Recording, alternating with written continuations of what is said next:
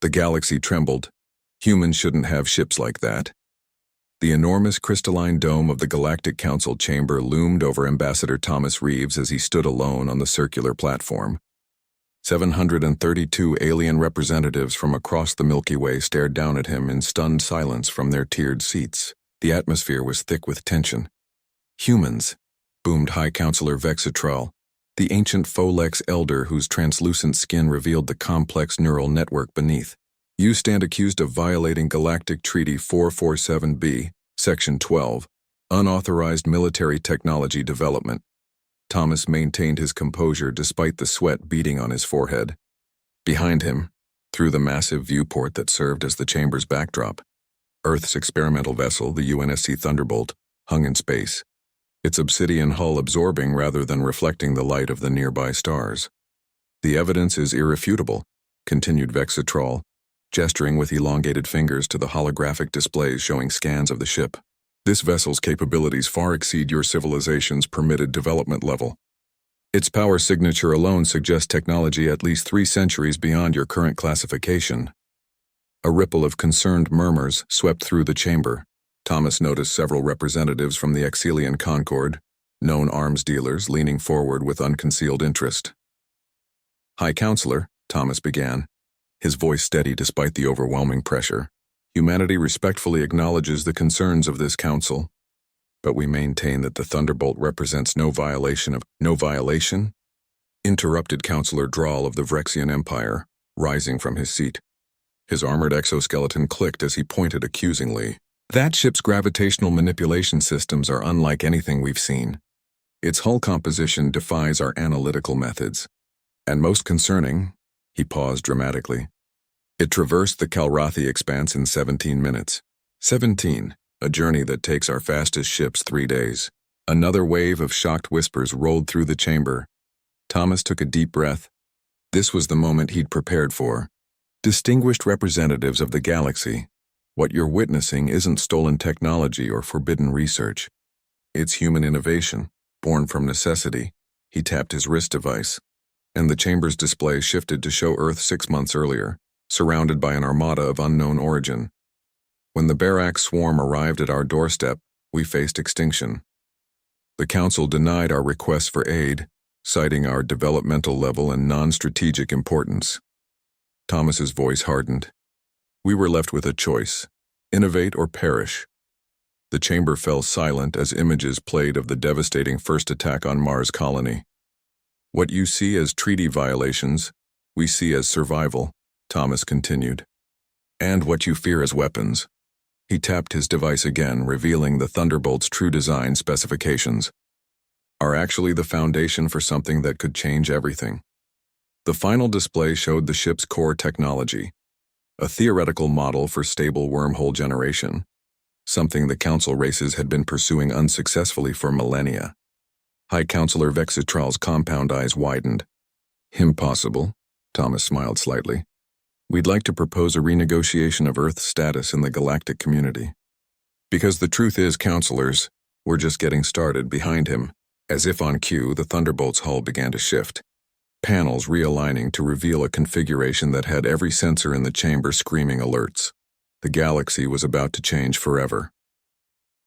2 weeks earlier, Thomas stood in the secure briefing room deep beneath the United Earth Government headquarters in Geneva, staring at the holographic projection of the Thunderbolt. "You understand what we're asking of you, Ambassador?" asked Director Olivia Hernandez, her weathered face grave in the blue light of the projection. "You want me to bluff the most powerful governing body in the galaxy?" Thomas replied, running a hand through his graying hair. "Using an experimental ship that might not even work as our only bargaining chip." "Not bluffing," corrected Dr. Marcus Reed, the project's chief scientist. "Strategic revelation. The Thunderbolt works, Ambassador. The test flights confirmed it."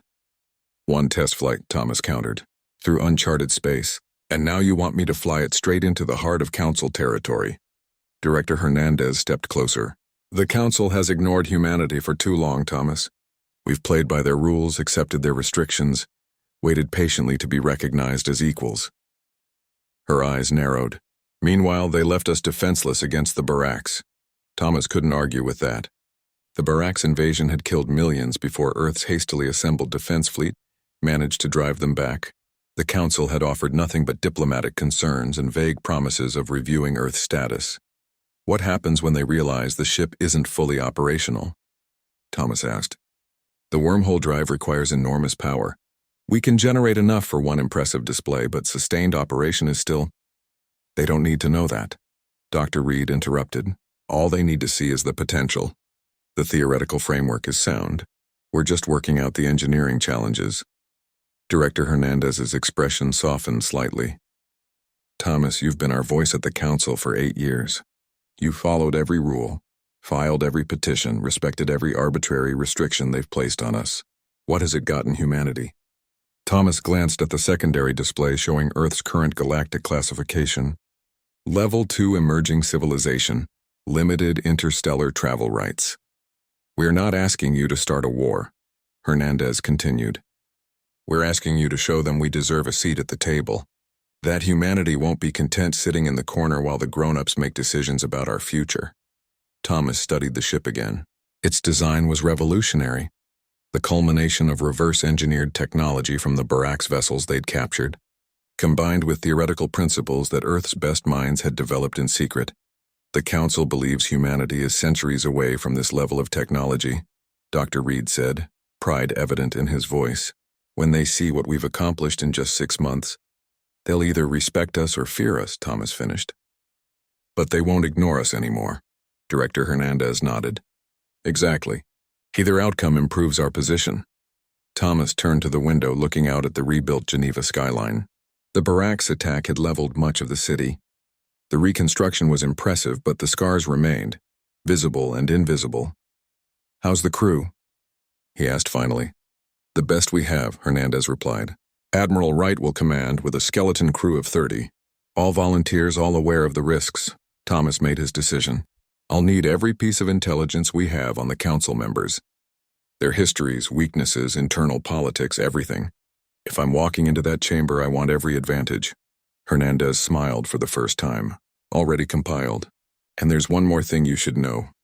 She nodded to Dr. Reed, who activated another holographic display. While studying the Barak's technology, we discovered something unexpected, the scientist explained. Evidence that they were fleeing from something.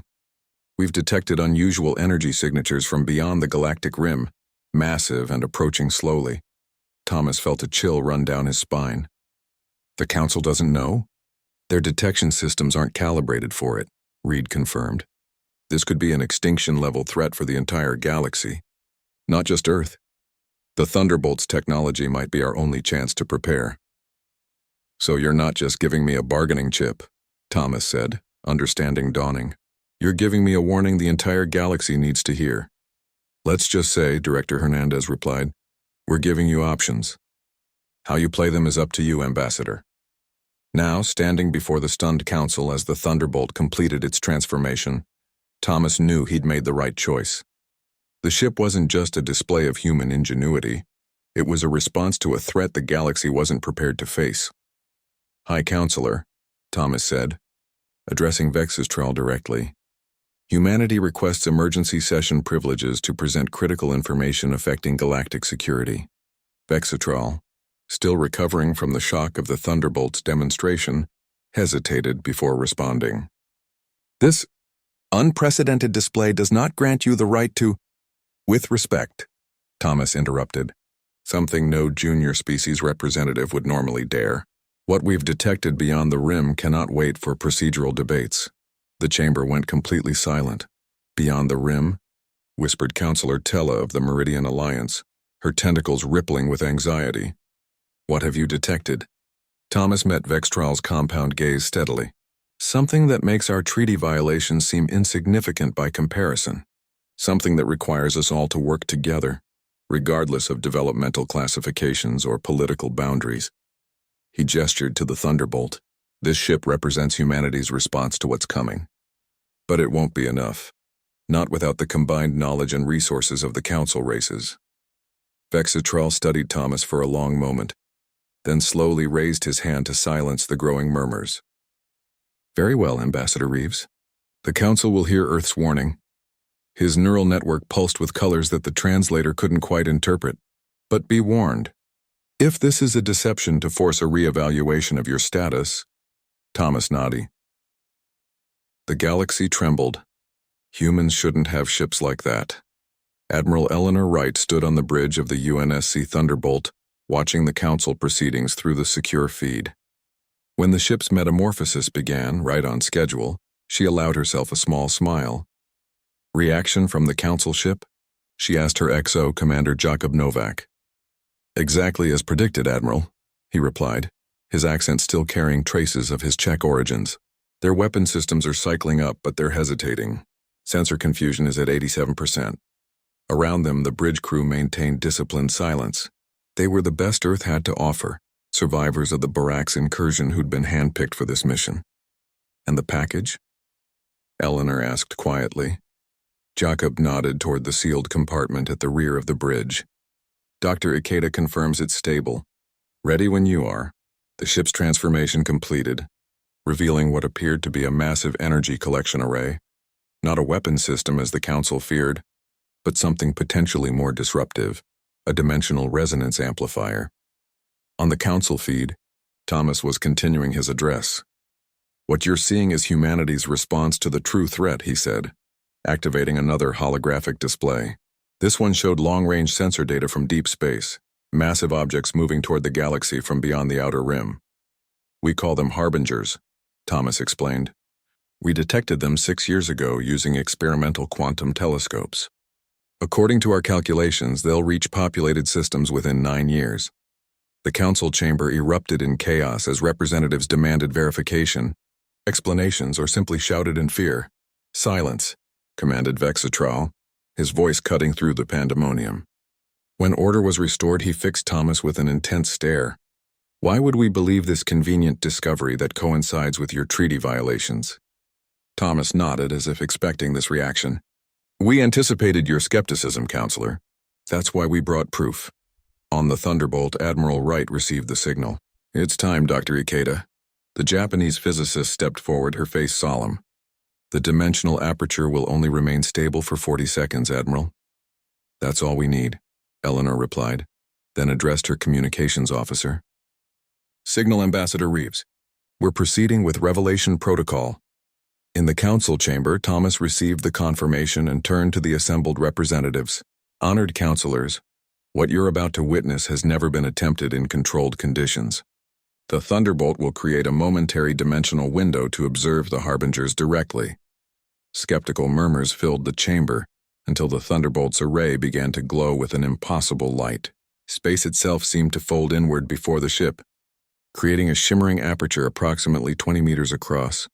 Through this window, visible to all Council sensors and feeds, loomed a massive dark structure, organic yet mechanical, with proportions that seemed to shift unnaturally. It moved with purpose, trailing behind it what appeared to be the remnants of a shattered solar system. For 37 seconds, the Council witnessed their worst nightmare, an entity that defied comprehension, approaching their galaxy with unmistakable intent. Then the window collapsed, and silence fell over the chamber.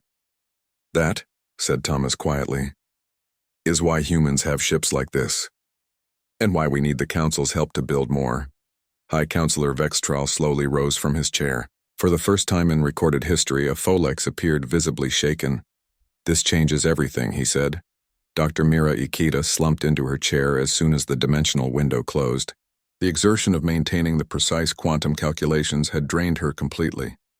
Commander Novak was at her side immediately, offering a hydration pack. Thank you, she whispered, her hands trembling slightly as she accepted it. Admiral Wright approached, her expression grave. Outstanding work, Doctor. The Council saw exactly what they needed to see. Not enough, Ikeda replied, taking a shaky sip. We only showed them one harbinger. There are 11 more following behind it. Eleanor nodded grimly. One nightmare at a time, Doctor. First, we need to convince them we're worth listening to. The bridge's main display showed the Council chamber, where Thomas was fielding a barrage of questions. The initial shock was wearing off, replaced by the inevitable political maneuvering that characterized the Galactic Council. The Vrexians are already trying to take control of the situation, Novak observed. watching as Counselor Drawl demanded that the Thunderbolt be impounded for further study by their scientific division. As expected, Eleanor replied. Thomas knows how to handle them. On screen, the ambassador was indeed deftly navigating the complex currents of council politics. The dimensional resonance technology is uniquely suited to human neurological patterns, he explained, a partial truth that would be difficult for the aliens to disprove immediately. Our scientists can train your experts, but direct operation requires human neural interfaces. It was a calculated risk. The council races would eventually discover this was an exaggeration, but by then, humanity would be too deeply involved in the defense preparations to be sidelined. Status report on the ship's systems? Eleanor asked, turning to her engineering officer. Lieutenant Rivera looked up from her console, dark circles under her eyes testament to the endless hours she'd spent keeping the experimental systems functioning. Power reserves at 31%, Admiral. The dimensional window depleted more than we anticipated. We can maintain basic operations and defensive capabilities, but another demonstration would be problematic. Let's hope one was enough, Eleanor replied. Commander Novak moved closer to the Admiral, speaking quietly. The Council security vessels are maintaining their distance, but they've established a perimeter. 6 Meridian cruisers and 2 Vrexian battleships. Show me. The tactical display shifted to reveal the Council forces surrounding them at a respectful distance. It was a standard containment formation, not overtly hostile, but clearly designed to prevent any unexpected departures. If they decide we're a threat rather than an ally, Novak began. They won't get the chance to act on it, Eleanor finished, her hand moving to the small control pad concealed in her uniform cuff. Plan Omega remains active. Plan Omega was their last resort, a targeted electromagnetic pulse designed specifically to disrupt Council ship systems, followed by an emergency wormhole jump using the last of their power reserves. It would likely burn out the Thunderbolt's experimental drive, but it would get them away if negotiations failed. The ship's communications officer interrupted their conversation. Admiral, we're receiving a direct transmission from the Council chamber. The High Counselor wishes to speak with you. Privately, Eleanor exchanged glances with Novak. This was unexpected. Council protocol dictated that all communications go through the official representative. Put it through to my ready room, she ordered.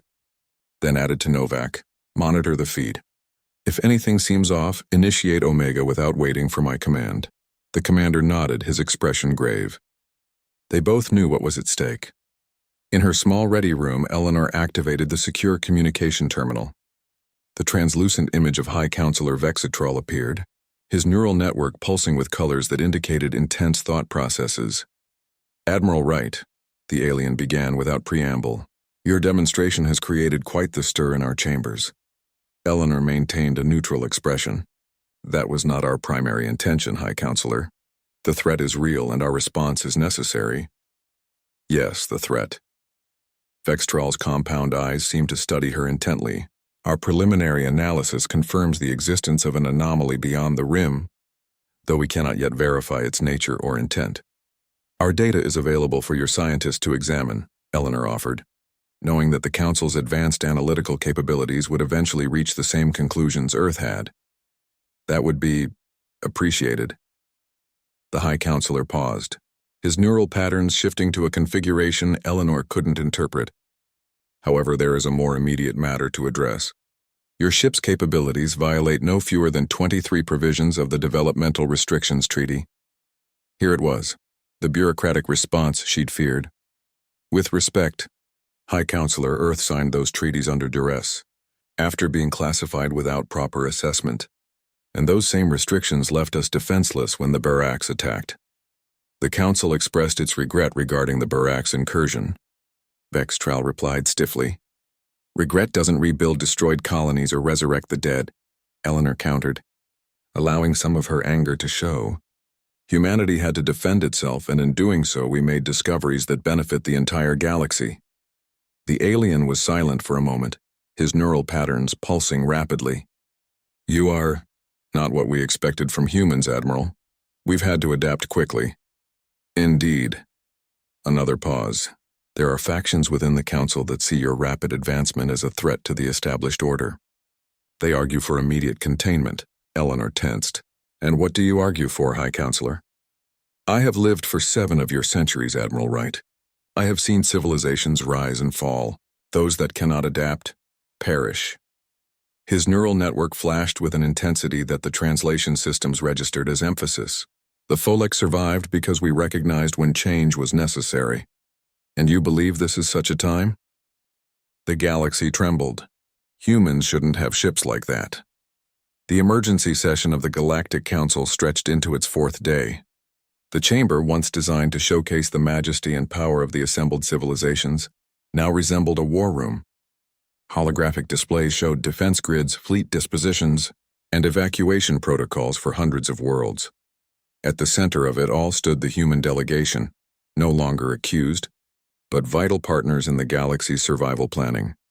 The dimensional resonance technology is the key, Dr. Mira Ikeda explained to the assembled War Council.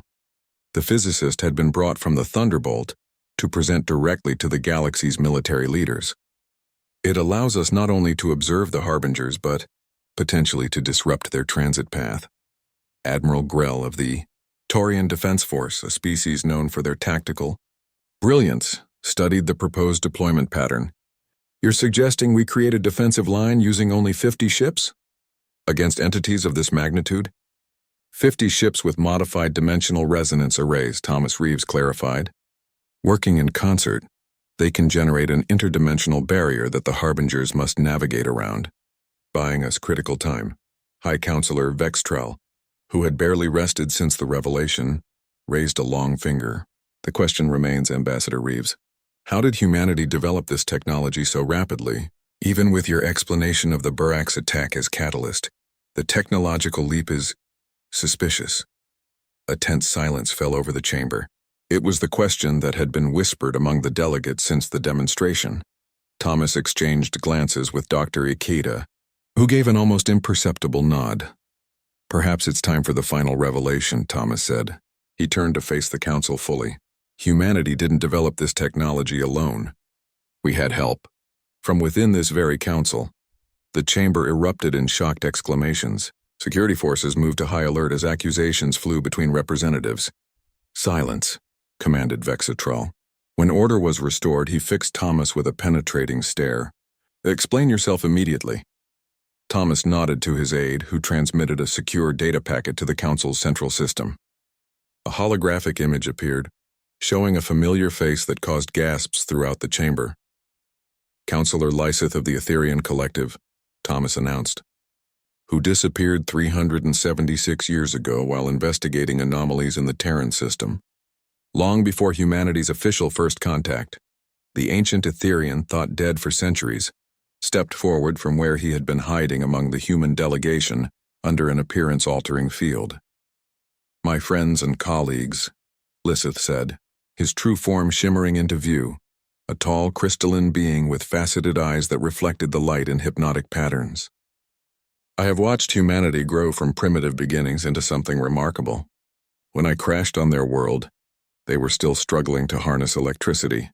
He gestured to the human delegation with genuine affection. I could have called for extraction. Instead, I chose to observe. And what I witnessed changed my understanding of life itself.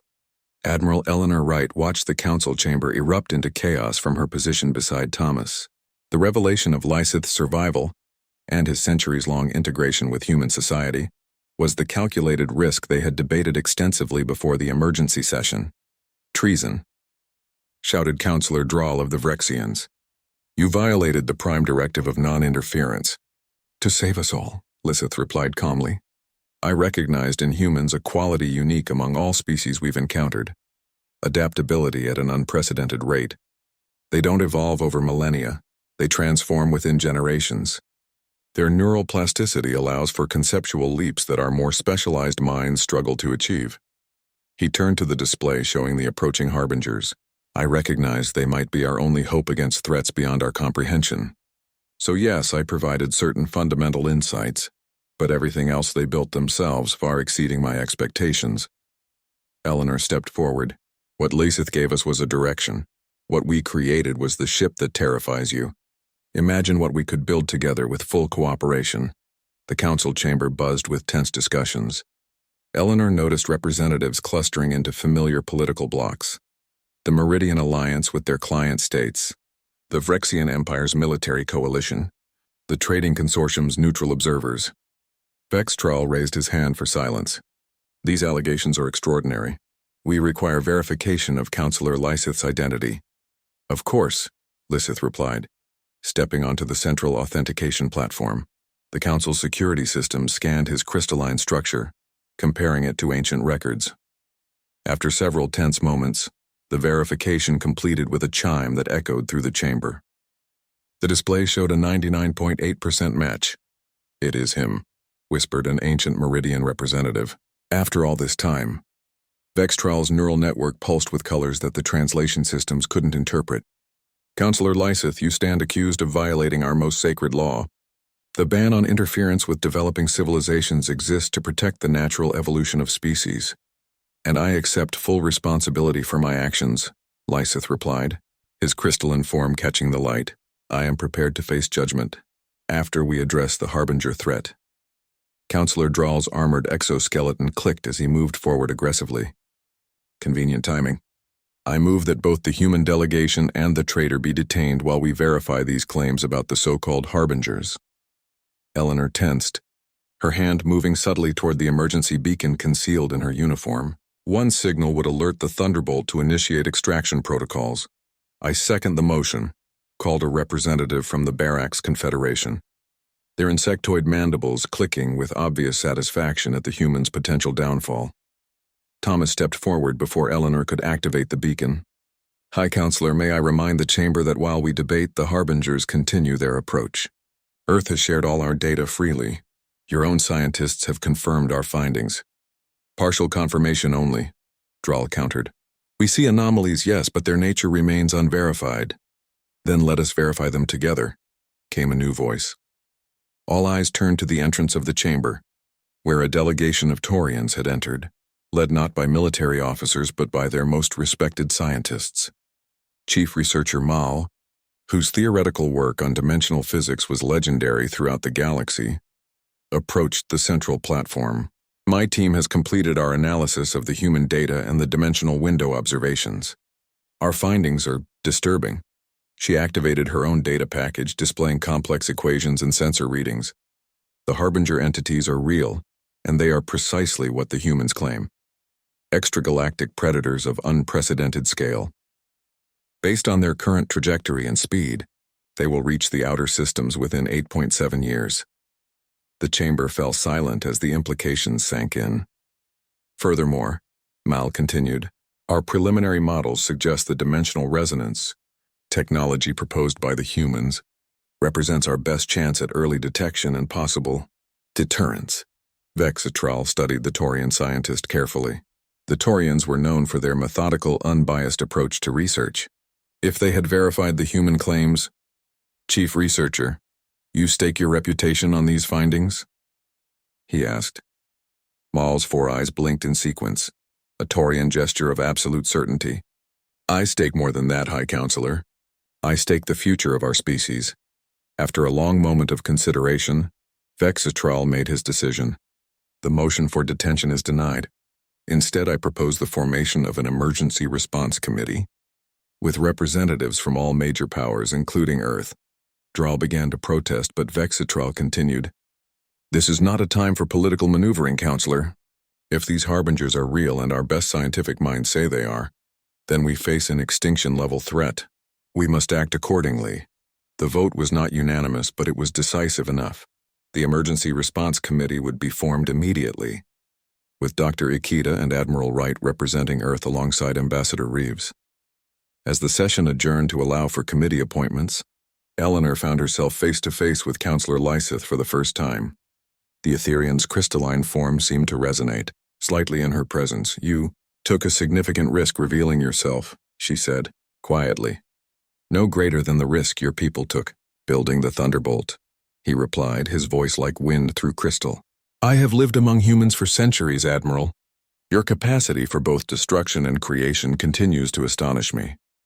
Let's hope the creation part impresses the Council more than the destruction, Eleanor replied. Lysith's faceted eyes caught the light. It already has. Why do you think they fear you so much? Before she could respond, Thomas approached with news. We've been granted access to the Council's central archives and research facilities. Dr. Ikeda will be working directly with Chief Researcher Mal to refine the dimensional resonance technology. Eleanor nodded. It was a significant concession, and an indication that despite their lingering suspicions, the Council races were taking the Harbinger threat seriously. And the Thunderbolt? She asked. The galaxy trembled. Humans shouldn't have ships like that.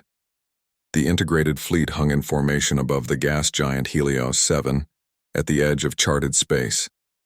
300 vessels representing 27 civilizations, an armada unlike any the galaxy had ever assembled.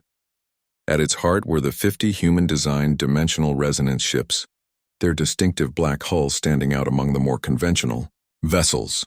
On the bridge of the flagship, the UNSC, Defiant Admiral Eleanor Wright surveyed the tactical display with Fleet Lord Kavex of the Taurian forces.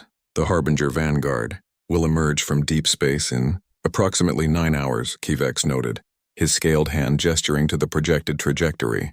Are you certain this plan will work, Admiral? Eleanor studied the alien commander. 6 months ago, he had been among those calling for Earth's technology to be confiscated. Now he commanded the combined fleet alongside her, a testament to how quickly priorities could shift when facing extinction.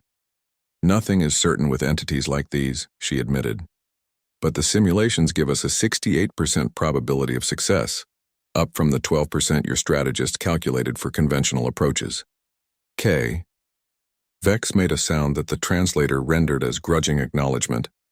On the observation deck below the bridge, Thomas Reeves stood with High Counselor Vextral and Lysith, watching as smaller ships moved between the capital vessels, making final preparations. In all my centuries of life, Vextral said quietly, I never imagined standing at the edge of space beside humans, preparing to face such an enemy. Thomas smiled slightly. We have a saying on Earth, necessity makes strange bedfellows. The translation caused Vextral's neural network to pulse with what might have been amusement. Indeed. Though I must confess, Ambassador, there is still much about humanity that troubles me. Such as? Vextral gestured toward the fleet. Your species embraced warfare throughout your history. You developed weapons before you mastered medicine. You competed when you could have cooperated. His compound eyes fixed on Thomas. And yet here at the end, you may be our salvation precisely because of those qualities. Not the end, Thomas corrected gently. Just another beginning. Their philosophical discussion was interrupted by the fleet-wide alert. The Harbinger Vanguard had accelerated unexpectedly. They would arrive within the hour. As the command staff rushed to battle stations, Dr. Ikeda approached Admiral Wright with urgent news. The dimensional scans show something we didn't anticipate, she said, her voice tense. The Harbingers, they're not just passing through. They're hunting. Hunting what? Demanded Kavex.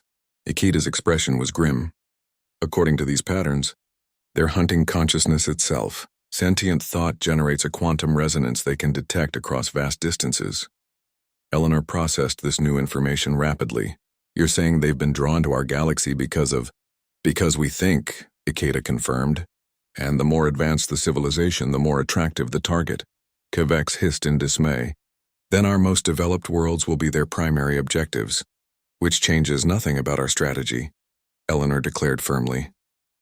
We stopped them here before they reach populated systems. The plan was audacious. Use the dimensional resonance ships to create a temporary pocket universe, a bubble of altered physics into which they would lure the Harbinger Vanguard. Once inside, the laws of reality would be briefly rewritten, rendering the entities vulnerable to conventional weapons. As the countdown to engagement reached its final minutes, Thomas found himself back on the bridge beside Eleanor. Hell of a gamble, he murmured. She nodded slightly. The greatest trick humanity ever pulled was convincing the galaxy we knew what we were doing. Thomas smiled despite the tension. And do we? Eleanor watched as the void before them began to distort, the first sign of the Harbinger's arrival. Guess we're about to find out. The massive entities emerged from deep space. 5 colossal structures that seemed to exist in multiple dimensions simultaneously. Their surfaces constantly shifting between states of matter, even through the filtered view screens. Looking directly at them caused disorientation and nausea. Dimensional resonance ships. Initiate sequence, Eleanor ordered, around the fleet. The 50 black vessels moved into formation and activated their arrays. Space itself began to fold and distort between them, creating a shimmering boundary of altered reality. Attractors online, reported Commander Novak. The harbingers are responding to the quantum signature. Sure enough, the massive entities began to change course, drawn to the dimensional disturbance like predators to blood and water. All ships maintain position. Kvex commanded the conventional forces. Weapons hot, but hold fire until the pocket universe is fully established. The plan was working, until it wasn't. One of the harbingers suddenly accelerated, moving faster than the models had predicted. It struck one of the dimensional resonance ships, obliterating it instantly. The carefully calculated formation began to collapse. Containment field destabilizing. Ikeda shouted over the alarms. We've lost the symmetry needed for full dimensional inversion. Eleanor's mind raced through alternatives. The plan was failing, but perhaps not completely. Reconfigure to partial containment, she ordered. Focus on the lead harbinger only. All other ships prepare for conventional engagement with the remaining targets. Kvex stared at her. Conventional weapons will barely affect them. They'll slow them down, Eleanor countered. And we only need to trap one to understand how to defeat them all. As the fleet scrambled to adapt to the new strategy, the dimensional pocket began to form, smaller than planned, but still large enough to engulf the lead harbinger. The entity seemed to sense the trap at the last moment and attempted to reverse course, but the gravitational pull of the dimensional distortion proved too strong. With a flash of light that temporarily overloaded all sensors, the lead harbinger vanished into the pocket universe, along with 3 of the dimensional resonance ships that had been pulled in by their own creation. Containment stable but deteriorating, Ikeda reported. We have maybe 10 minutes before collapse.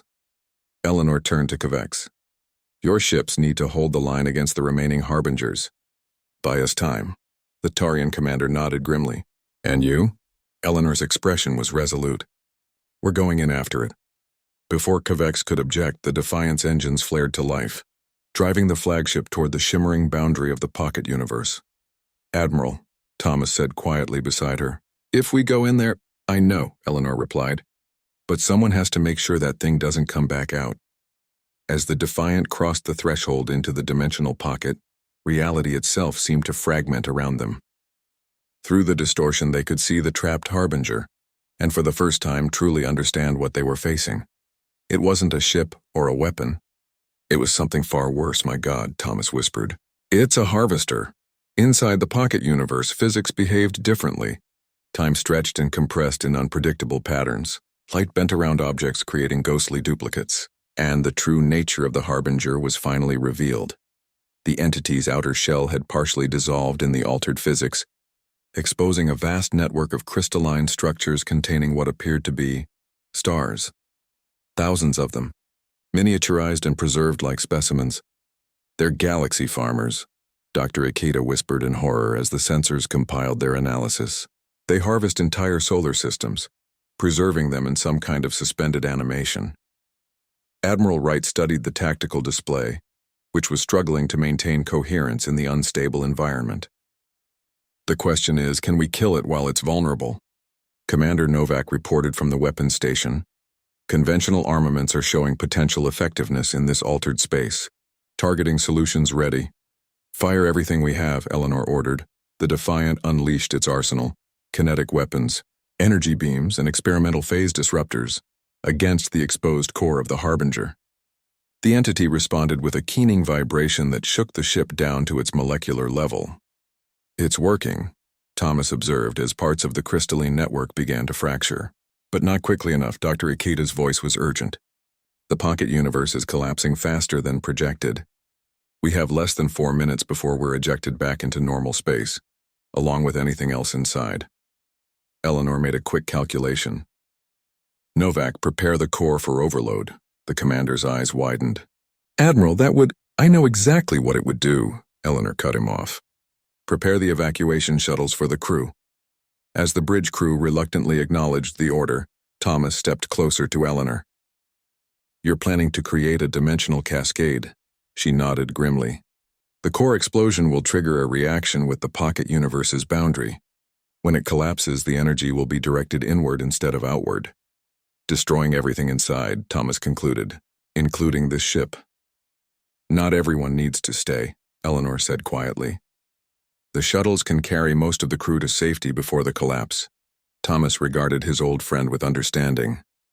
But someone has to make sure the core detonates at precisely the right moment. Before Eleanor could respond, a new alert sounded. The Harbinger was changing, adapting to the pocket universe. Tendrils of its structure began reaching toward the Defiant. The galaxy trembled. Humans shouldn't have ships like that. The Galactic Council convened its largest assembly in history. The massive chamber, designed to hold representatives from every known species, was filled beyond capacity. Observation galleries that had remained empty for centuries now teemed with dignitaries and diplomats from the farthest reaches of the galaxy. At the center of it all stood Admiral Eleanor Wright and Ambassador Thomas Reeves, the humans who had changed everything order, called High Counselor Vexitral, his neural network pulsing with colors that indicated intense concentration. This historic session will now begin. The chamber quieted as massive holographic displays activated, showing the events that had transpired at Helios 7. The gathered representatives watched in stunned silence as the pocket universe collapsed, the Defiant emerging at the last possible moment alongside 3 vessels of unmistakably alien design. Not council ships, but the transformed Harbingers themselves. What you are witnessing, Vextrel explained, is the most significant first contact in our collective history. Eleanor stepped forward, her uniform still bearing scorch marks from the battle. Distinguished representatives of the galaxy, what we thought were predators are actually refugees. The Harbingers, or as they call themselves, the Guardians, are not our enemy. They are our warning. The central holographic display shifted to show a vast emptiness beyond the galactic rim, a void where stars should have been. This is what follows them, Eleanor continued. The true Harbingers, cosmic entities that consume the energy of entire galaxies. The Guardians are the last survivors of civilizations already lost, preserving what they can and warning those in the path of destruction. Dr. Ikeda joined them, accompanied by one of the Guardian entities, its form now stabilized into a crystalline structure that pulsed with inner light. Through dimensional technology, they've managed to preserve thousands of solar systems from their home galaxies, not as trophies, but as seeds for eventual rebirth. The crystalline being moved forward, causing a ripple of nervous tension through the assembly. When it spoke, its voice resonated through the translation systems with haunting clarity. We have traveled between the stars for millennia, seeking those with the capacity to understand, to help us fight what comes. Its structure shifted, revealing glimpses of the preserved star systems within. Your humans recognized our nature when so many before them saw only threat.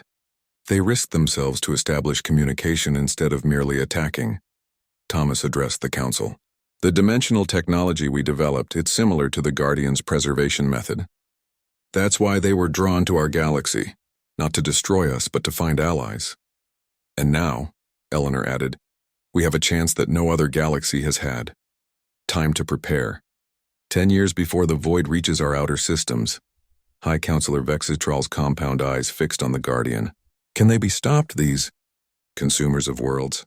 Not by conventional means, the crystalline being replied, but together, your weapons, our knowledge, there is possibility where before there was none. Vextral turned to the assembly. Then we must vote. Not on whether to fight, that necessity is clear, but on how we organize our defense. The old divisions between our civilizations cannot stand against this threat. Eleanor stepped forward again. High Counselor, if I may make a proposal? The ancient Folex nodded, neural patterns showing curiosity. The dimensional preservation technology, born from human innovation, enhanced by Guardian knowledge, must be shared among all worlds, Eleanor said. No more developmental restrictions, no more technological hierarchies. Every civilization must have the means to protect itself. A murmur ran through the chamber, some approving, others clearly concerned. Counselor Dral of the Vrexians rose in objection. This would upend the order we've maintained for millennia. Lesser species given access to technologies they're not evolved to handle responsibly. The chaos would be lesser species, Thomas interrupted, his voice quiet but carrying throughout the chamber. Like humans, you mean? Those same humans who now stand between you and extinction? Draal's exoskeleton clicked in agitation. That is not. It is exactly what you mean, Thomas continued. And it's that kind of thinking that left Earth defenseless against the Barracks.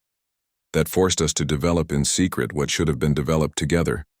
That almost led you to destroy the Guardians before understanding them. He gestured to the assembly. Look around you. How many worlds represented here would be classified as lesser species under your system? How many would be left defenseless when the Void arrives? High Counselor Vextral raised his hand for order. Ambassador Reeves speaks truth we find uncomfortable. Our hierarchical approach to technological development was born of fear of what younger species might do with advanced knowledge. His neural network pulsed with what the translation system rendered as ironic amusement. Yet it was precisely such a young species that recognized the Guardians for what they are, while we, in our ancient wisdom, saw only threat. The Void does not discriminate, the Guardian entity added, its crystalline form shifting to display the emptiness beyond the rim. It consumes all thought, all light, all life. Your divisions mean nothing to it. After hours of debate, the vote was taken. The result wasn't unanimous, but it was decisive. The Galactic Defense Initiative would be formed, a new body that transcended the old council structure, with representation based on contribution rather than longevity or technological classification. Earth would no longer be a protected protectorate. It would be a founding member of the new Galactic Order. 3 months later, Eleanor stood on the observation deck of the newly christened Guardian-class vessel Defiant 2. Below her, Earth's orbital shipyards were working at full capacity, constructing vessels based on the combined knowledge of human innovation, Guardian preservation technology, and the best the Council races had to offer. Quite a sight, Thomas said. Joining her at the viewport, worth almost dying for? She asked with a wry smile. He chuckled. Maybe. Though I'd prefer not to cut it that close next time. Their shared experience in the pocket universe, the near destruction, the last-minute communication with the Guardian, the desperate escape as the dimensional boundary collapsed, had created a bond between them that transcended their professional relationship. Have you seen the latest projections? Thomas asked after a moment. Eleanor nodded. The Void will reach the Andromeda proximal regions in 9 years, 4 months. A little sooner than we originally calculated. But the defense grid will be ready in 7, Thomas replied. And the preservation technology is being deployed to all major systems. Not all, Eleanor corrected. The Vrexian Empire is still being difficult, Thomas shrugged. Old prejudices die hard, but they'll come around when they see the other system's success. A notification chimed on Eleanor's wrist device. The Guardian delegation is ready for transport to the Mars facility. Together they walked toward the shuttle bay. The Mars Research Complex had been expanded to become the primary development center for the integration of Guardian knowledge with galactic technology. Scientists from 27 species now worked alongside the crystalline beings, developing defenses against the approaching Void. Have you decided? Thomas asked as they walked. About the offer? The Galactic Defense Initiative had requested Eleanor to command the first joint fleet, a position that would make her one of the most powerful military leaders in the galaxy. I'm still considering it, she replied. It's a big responsibility. It's where you belong, Thomas said simply. You saw what others couldn't. You risked everything when it mattered. Before she could respond, they arrived at the shuttle bay. 3 Guardian entities waited, their crystalline forms housing entire preserved solar systems within their matrix. Admiral Wright, the lead Guardian, acknowledged, its voice resonating through the translation system. The Mars facility reports successful integration of the dimensional barrier prototype. Tests show 89% effectiveness. Better than expected, Eleanor replied. The Meridian engineers must have solved the phase variance problem. With assistance from your Dr. Akita, the Guardian confirmed. Her understanding of quantum mechanics is unusual for such a young species. Thomas smiled slightly. We're full of surprises. As they boarded the shuttle, Eleanor found herself reflecting on how quickly the galaxy had changed. 6 months ago, humans were considered a borderline civilization, barely worth the Council's attention. Now they stood at the center of the greatest cooperative effort in galactic history. You know, she said quietly to Thomas as the shuttle launched, the Vrexians might have been right about one thing. Humans probably shouldn't have ships like the Thunderbolt. Oh? He raised an eyebrow. She gestured toward the construction yards where vessels of increasingly advanced design were taking shape. We should have better ones. And now, working together, we will. 1 year later, High Counselor Vextral stood before the reorganized Galactic Assembly, no longer a hierarchical council but a true coalition of species, united by common purpose. Today marks the first anniversary of the Guardian contact and the formation of the Galactic Defense Initiative, he announced, his neural network displaying colors of solemn commemoration. In that time, we have accomplished what many thought impossible.